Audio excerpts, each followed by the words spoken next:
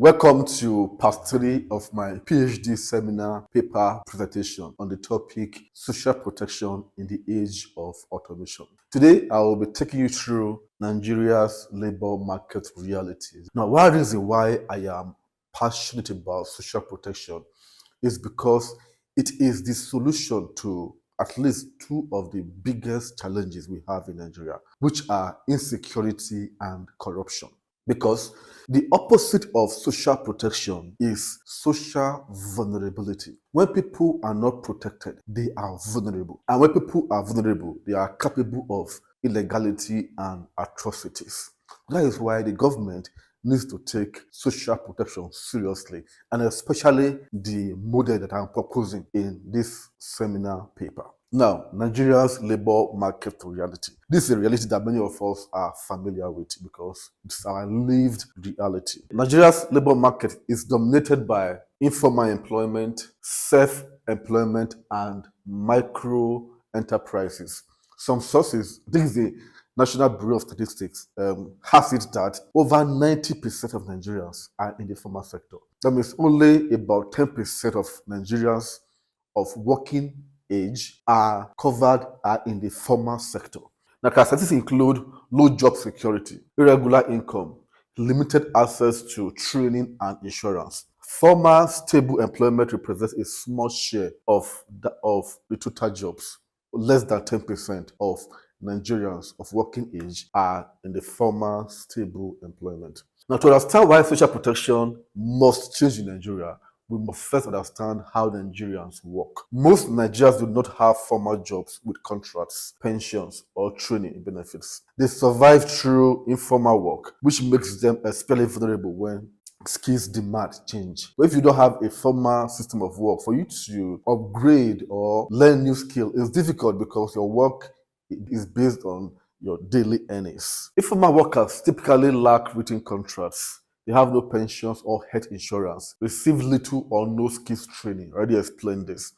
Informality limits income stability, access to protection during shocks, opportunities to upgrade skills. When automation or climate shocks occur, informal workers, they bear the highest risk. So imagine what 90% of Nigerians of working age go through or will go through as a result of climate shocks and AI automation. Informality is not just about legality, it's also about vulnerability. When work is informal, workers are usually invisible to systems that provide training, insurance, or transition support. This makes informality the key reason why automation and climate change are more dangerous in Nigeria than in many advanced economies. A massive 90% of our population are in the informal sector and they are vulnerable to climate shocks and AI automation. If automation and climate shocks happens, the figure will increase, and even those who are trying for themselves, they will have less to do. So that will increase all manner of atrocities. Let's look at youth informality and vulnerability in Nigeria. Young people form the largest share of Nigeria's workforce. That is an obvious fact. Most young workers are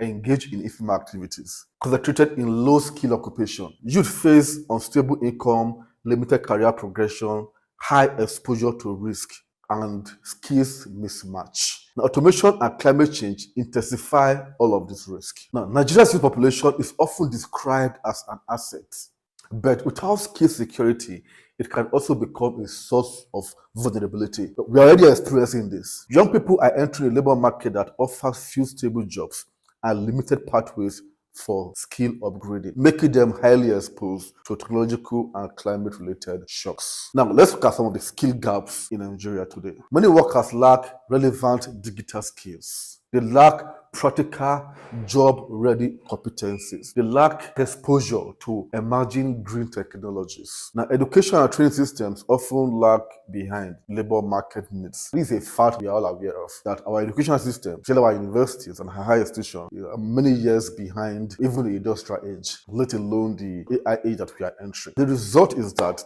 workers are employed but underskilled and productivity remains low. Now, Nigeria does not have an unemployment problem. What we have is a skills problem. Because if people have the relevant skills, then they can engage their minds and their hands to produce value that they can exchange for money. Many people are working, but their skills do not align with where the economy is going. Are you seeing the tragedy? Especially toward digital and green sectors. This weakens productivity and increases vulnerability. Why many Nigerians are exposed to labor shocks? High informality means no insurance against job or income loss, no structured reskilling support. So many Nigerians, over 90% of Nigerians of working age, are on their own. No, rapid technological and climate changes means skills lose value quickly. Livelihoods can disappear suddenly. Shocks push workers into deeper vulnerability. A labor shock could be automation, a climate event, or an economic downturn. In Nigeria, many workers absorb these shocks alone,